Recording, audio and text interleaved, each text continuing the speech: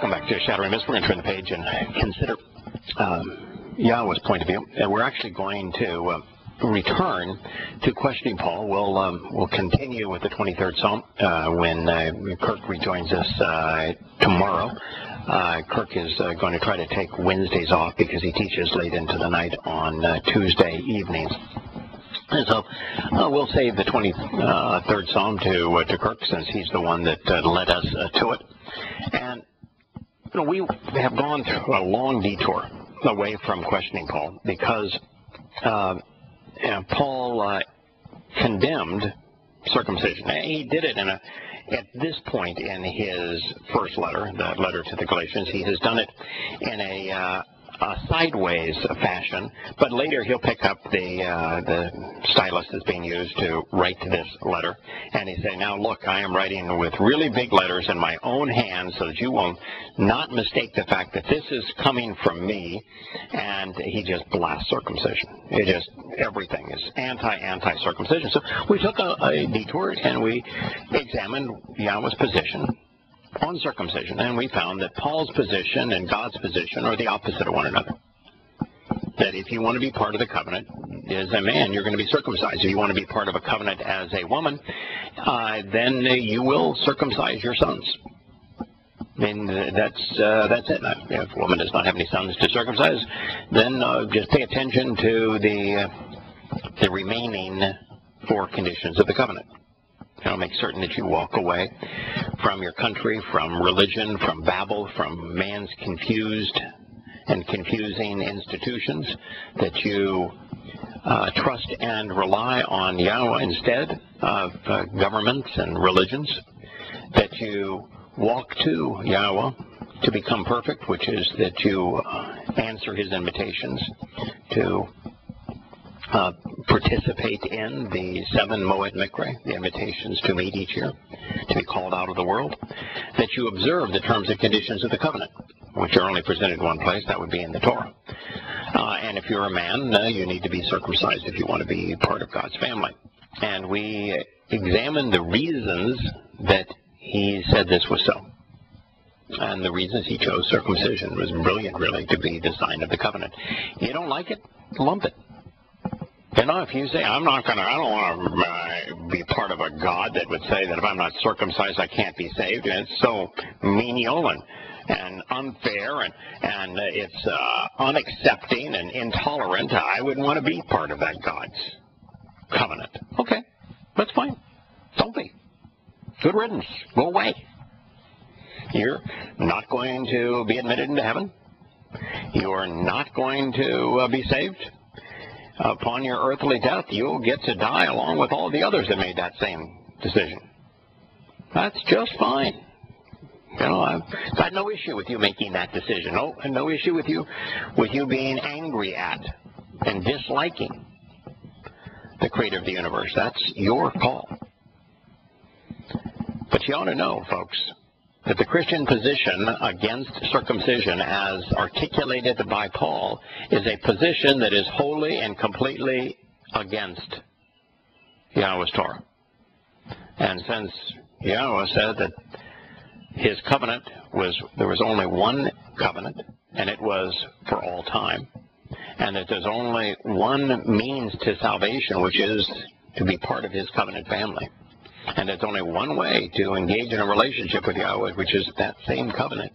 And since circumcision is one of the 5 conditions for participating in the covenant, you will be excluded from engaging in a relationship with God, from God hearing you, from God ever speaking to you, forever knowing God, forever being part of his family, forever entering heaven.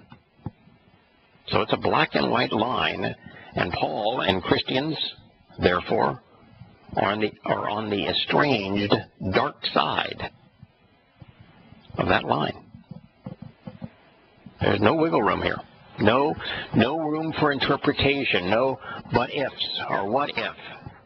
It's just over. So let's return to what Paul said. He said, to the contrary, which, by the way, in Greek is Allah.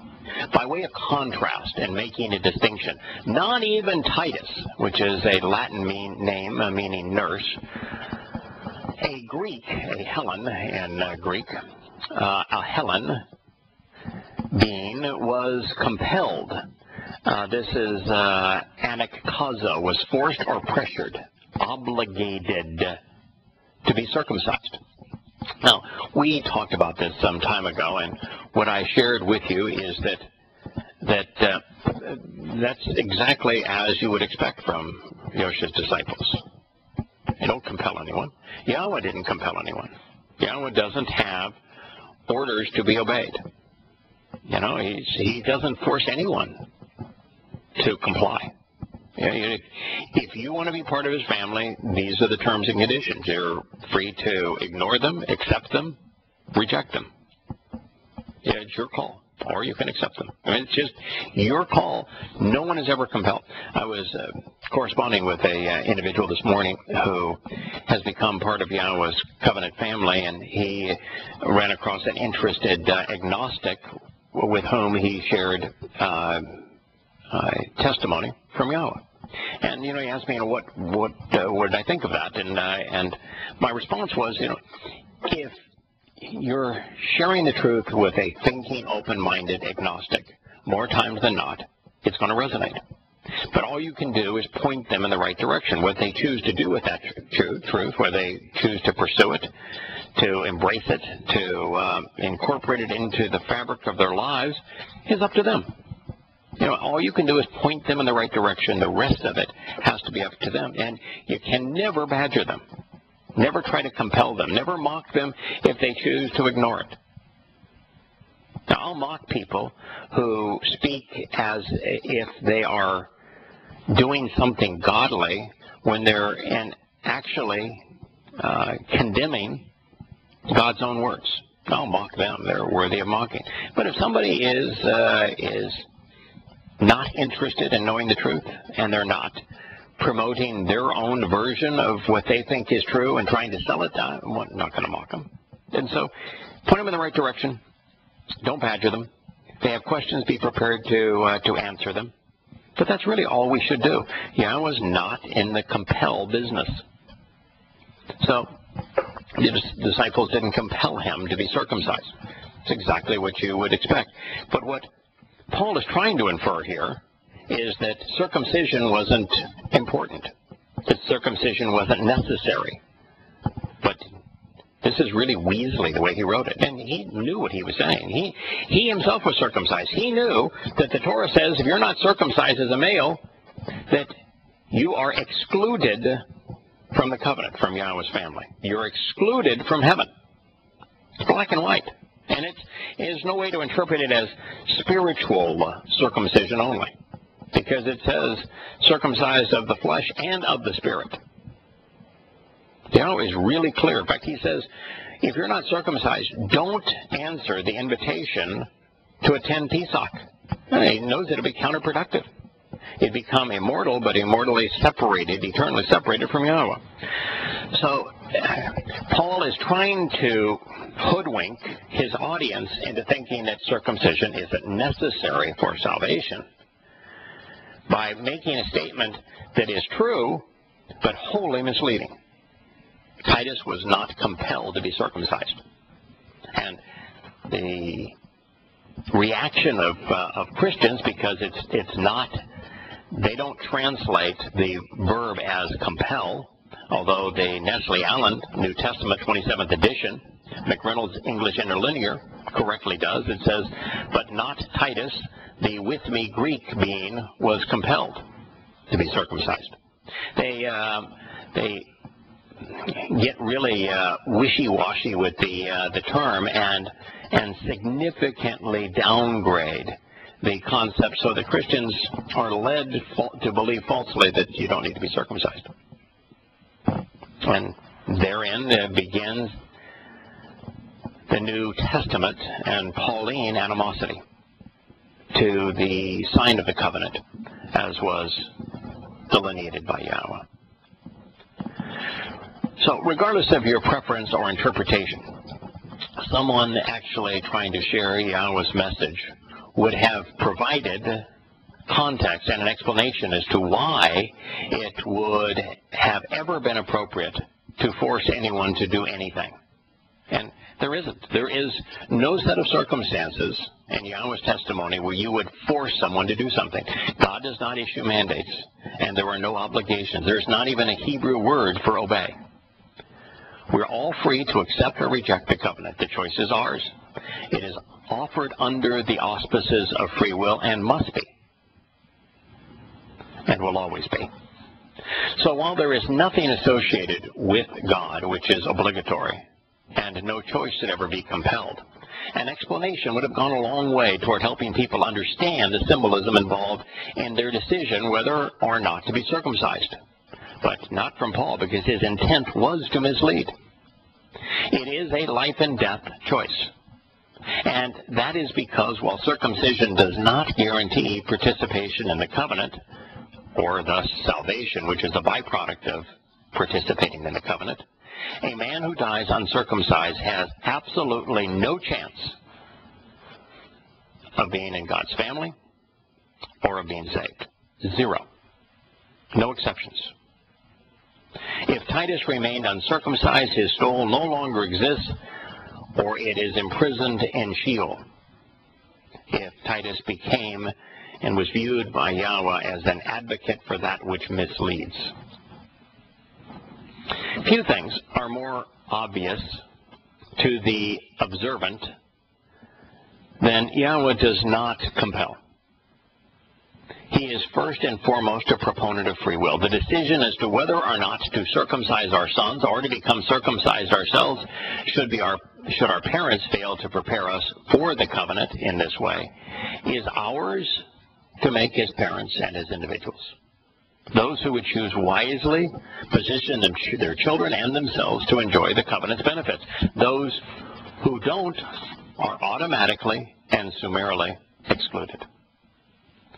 The somewhat complementary acts which serve to demonstrate our acceptance and acknowledgement of the covenant are circumcision and, well, to a hugely lesser extent, immersion.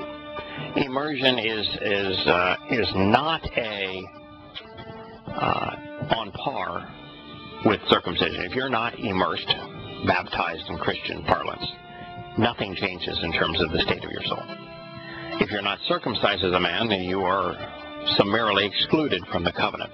But baptism does signify something. The word baptism in English is really a transliteration of the Greek word baptismo which means immersion.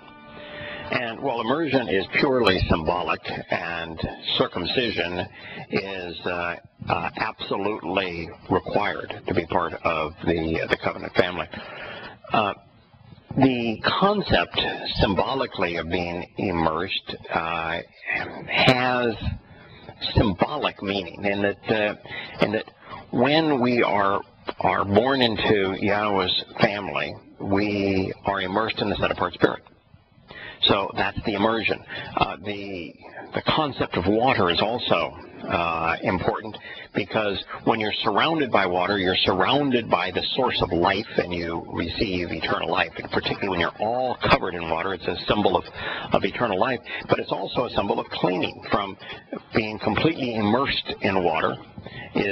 With water being the universal solvent, is a sign and a symbol of being cleansed. So those are the symbolic concepts associated with immersion, which is from the Greek baptismo. And who knows why any moron would transliterate a Greek word into English as opposed to translate it, when there is no indication of any kind that God ever communicated to us in any language other than Hebrew. So with that said, we need to realize that the Torah's sign demonstrating a family's acceptance of the conditions and benefits of the covenant and denoting their desire to be included in it is circumcision. The symbolism is not hard to miss, as this sign deals with the part of the male anatomy responsible for conceiving new human life. And that it, from Yahowah's perspective, in a family setting, ought to only be wielded in love. Now, since three of the covenant's greatest benefits are eternal life, cleansing leading to perfection, being born spiritually into Yahweh's family, water immersion became symbolic of demonstrating life cleansing and rebirth. We are immersed in water as an outward declaration that we have chosen to be born anew from above in Yahweh's family, becoming His adopted covenant children. Understanding both these concepts is useful, and while circumcising our sons is advisable, being circumcised as a man is essential. There is no expressive merit, nothing that is to be gained by actually being baptized, and it's only valuable from an understanding perspective when it's viewed symbolically. By consistently filling in words what aren't actually there in the Greek text to improve readability, without designating them as being added by way of brackets or italics, translators have artificially elevated the status of Paul's first epistle, that's to the Galatians, far beyond what the words actually deserve. But other than that, the King James rendering is permissible. It reads, "But neither Titus, who was with me, being a Greek, was compelled to be circumcised." The Latin Vulgate, "But even Titus, who was with me, though he was a Gentile, was not compelled to be circumcised." Jerome, a Roman, couldn't write Greek even though the text required it. That's kind of funny in a way. So, here was Jerome. He was a Roman. The text says Greek. He couldn't write it. The Roman Greek rivalry thing. So he wrote Gentile, gentilis in Latin, transliterating the Hebrew word, arbitrarily putting words into Paul's mouth, which become the modus operandi for the NILS, the New Living Translation, which is neither new nor living nor a translation. And I would say that it's lost its charm for those who have followed us this far in questioning Paul. There is no basis for the New Living Translation's opening clause. "And they supported me and did not even demand that my companion Titus be circumcised, though he was a Gentile." There is no reference whatsoever to, "and they supported me." I mean, that's the implication that Paul wants those who are ignorant, those who are irrational, those who can't figure out that what he wrote was deliberately designed to be misleading. That is what Paul wanted you to conclude. But it's not stated. And it's not stated because it wasn't true. And had he stated it, he would have had the wrath of the disciples immediately pronounced upon him. They didn't support him. And yet they milked claims they did. Do you suppose that the team of scholars and religious leaders who compiled this supposed translation, the New Living Translation, really thought that Helen meant Gentile? And that, do you really think that they believe that "and they supported me" is in the text?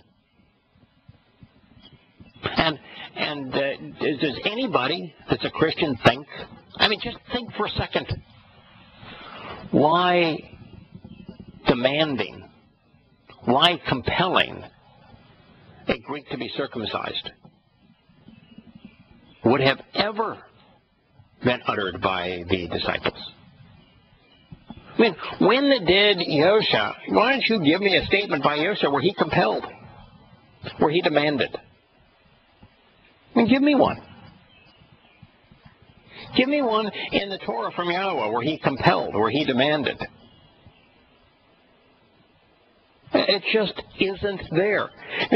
There are moods and stems and conjugations in Hebrew. And the moods are all written under the auspices of free will. In free will, there are no demands. There's no demand mood. There's moods that express first, second, and third, active and passive volition, desire, choice.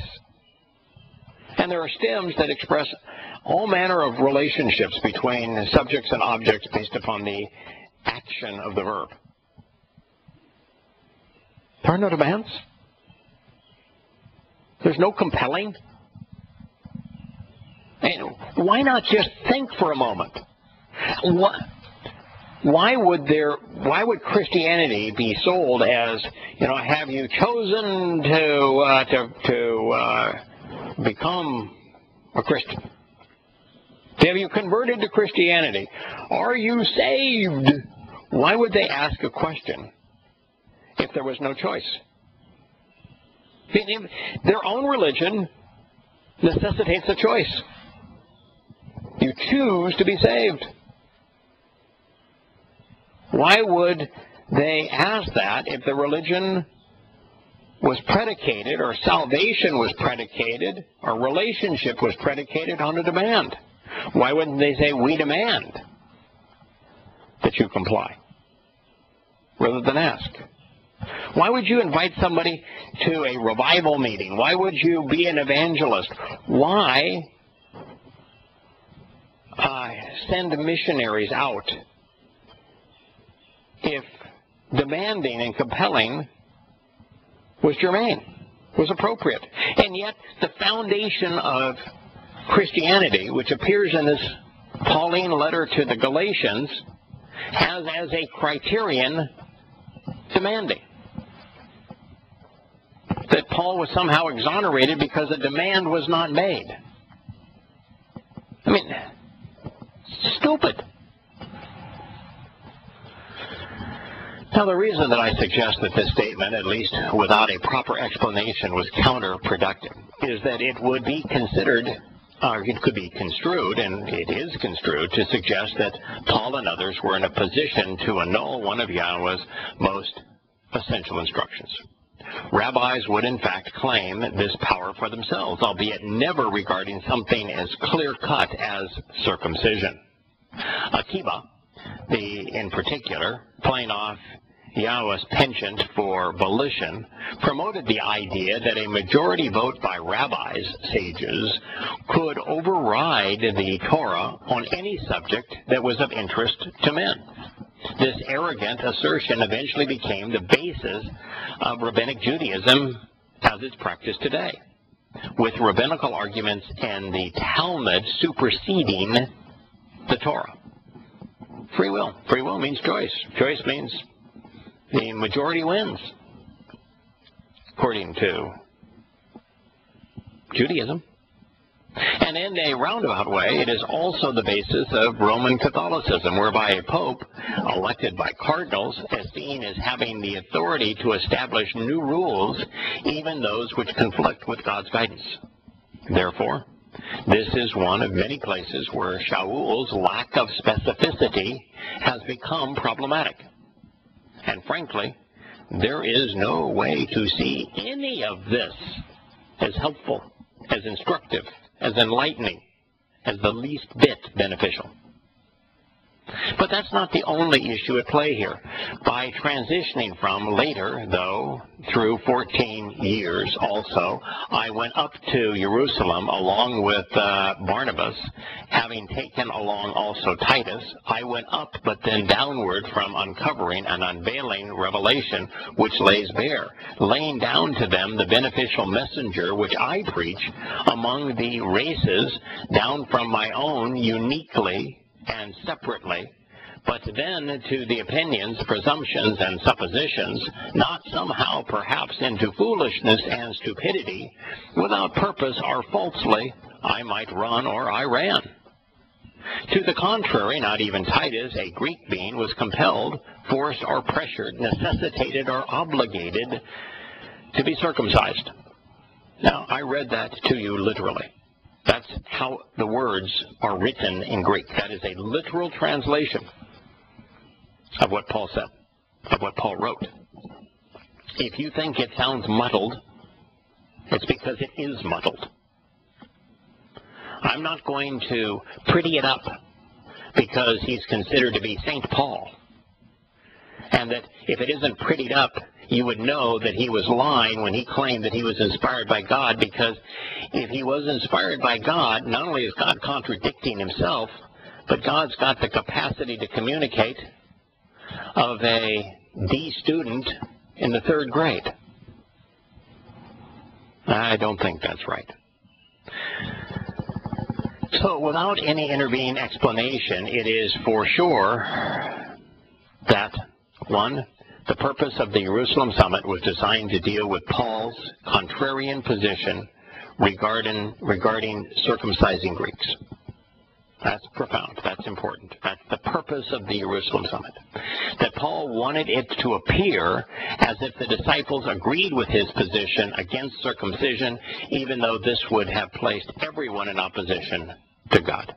3, that this decision not to encourage a man to be circumcised so that he could participate in the covenant was so fresh in everyone's mind that no transition or introduction to the topic was required to remind the audience that the reason for the meeting had been the disconnect between Paul's message and God's position relative to circumcision, and thus relative to the Torah, and thus relative to the covenant. And as such, for this reason and many more, it is apparent that Galatians was written immediately after the Jerusalem summit in 50 CE, which was before Shaul's first visit to Thessalonica, to Corinth, or Rome, the other candidates for his first epistle. Second, according to Paul, as we will learn, Titus was encouraged to become circumcised at this meeting. Therefore, Paul's testimony regarding his recent past is once again suspect, or at the very least intentionally misleading. And that means that he has violated the Yahowah clause of Yahweh's prophetic test a second time. He has failed to accurately report his immediate past. He can't keep the past straight, much less predict the future. Third, as we shall discover, Yahweh's position on circumcision is clearly stated. In fact, we've already gone through this. As is Shaul's opposition to it. Their views are the antithesis of one another. God and Paul, position on circumcision, are absolute opposites. Therefore, it's impossible that God could have inspired Paul, as Paul claims. So, what I am claiming here as true, it begs the question, how then can an informed, rational person believe that Paul was authorized to speak for God under these circumstances where he is contradicting him regarding the sign of the single most important thing to God, the covenant? To think that Yahweh changed his position on an issue in which he has consistently been unequivocal is to believe that God is capricious and unreliable. And if that is the case, we cannot trust anything he has to say, nor anyone who claims to speak for him. Therefore, there is no possible way for Paul to be credible in this conflict, because he claims to be inspired by a God who constantly changes his mind and his position and his testimony. You know, at a trial, if a witness contradicts themselves, that witness's testimony is considered unreliable. Well, why would it be different with God? If God said you must be circumcised to participate in Passover and therefore to become immortal and therefore to be saved, if you must be circumcised as a man to be part of his covenant family, if he says that an uncircumcised male will never and has never been allowed into heaven, then if Paul says that the opposite is true, that circumcision is counterproductive, then it means, and he claims that he speaks for the same God, it would mean that the witness has testimony which is completely contradictory. And if a witness testimony is contradictory, you must discard it as being untrue. It is impossible when a witness contradicts themselves to take whatever they said as true. All you know is that they are lying. You don't know how much of what they're saying is a lie, but you know they're lying. And you know for certain that they would be untrustworthy. And speaking of credibility, what follows should give us pause. Regardless of whether you or I concur with God's position on the sign of his covenant, the only way to justify the reference to Titus's lack of circumcision set awkwardly between Galatians 2:2 and 2:4 is to realize that while this letter may have been addressed to the Galatians, it was not about them. Shaul went to Jerusalem to undermine the competition, Yahushua's disciples. This letter was designed to discredit them so that Apollos could rise unchallenged. Yeah, I'm really disgusted by the longevity ads that are constantly running. And by all the guises they're putting on to try to hide the fact that it's a longevity ad, because it used to be a different name. They changed it to I think it was longevity, and then they changed it to youngevity when people pointed out that they were complete frauds and hypocrites and that their product was overpriced by 20 times. And now that people are on to them about the fraud of Wallace being a doctor and the product being a good value, they have moved from longevity to youngevity to now buy it at Infowars.com. The other day they ran an ad, and it was the Sons of Liberty that you would buy, the tangy tangerine. Just don't do it. And, you had the announcer say, I've become hooked on it. Well, that's the very thing you ought not do. Don't depend on human cures. Men will mislead you for the purpose of fleecing you or controlling you, whether they be in business or in politics. And that's what's happening here. So now with that corrected and all of this in mind, grammatically, the following clause isn't the start of a new sentence, and it has nothing whatsoever to do with Titus being a Greek or being uncircumcised, or so it would appear.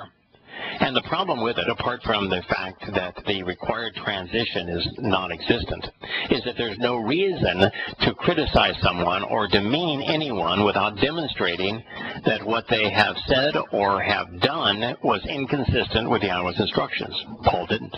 And it won't be his last time. And worse, it's Paul who should actually be exposed and condemned for advocating these contrarian positions.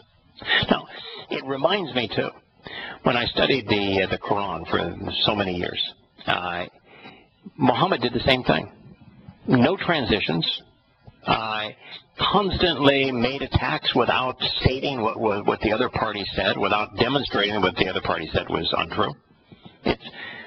Paul's letters are as adverse, as mean-spirited, and as flawed, both grammatically and morally, as were Muhammad's. Muhammad and Paul are very, very similar in the lack of quality of their writing. Their grammatical mistakes, their twisted and perverse animosity, their uncivilized nature, and their lack of observing any of the rules of rhetoric.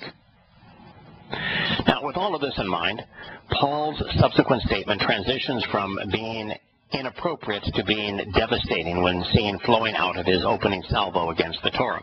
If you recall, Paul claimed that the old system which had been in place was disadvantageous, harmful, wicked, and worthless. He's calling the Old Testament pornography in using the Greek-derived term. And since the sign of that system was circumcision, it's hard to miss the association between this statement and Paul's underlying contention that the Torah enslaves. Without further introductions, here is Galatians 2:4. But, moreover then, on account of, through, by, or because of the false brothers, the impersonators who faked their kinship, relationship, and affinity. Now this is not good at this point. Now he is the wolf in sheep's clothing. The false brothers brought in surreptitiously under false pretenses, who sneaked into the group to secretly spy upon the freedom and liberation that we possess in Christo, Iusu, in order that they will actually make subversion. So, who in the world is he talking about? False brothers. He's been called into Jerusalem. It's a summit of Yahuwah's disciples and of those who have come to know Yahowah through Yahush's disciples. No false brother there. These are all universally, without exception, children of the covenant. No one false. And yet, what he's saying is that, oh no, there were these covenant children. No, they were false. They were brought in surreptitiously. They were brought in under false pretenses. They sneaked into the group, and they did so to secretly spy on us. Well, what's the purpose of that? Are you suggesting that Paul said one thing in front of the disciples, and that he was writing and preaching something else? Because if what he was writing and preaching is what he said, then why would you want to spy on him? More on this tomorrow.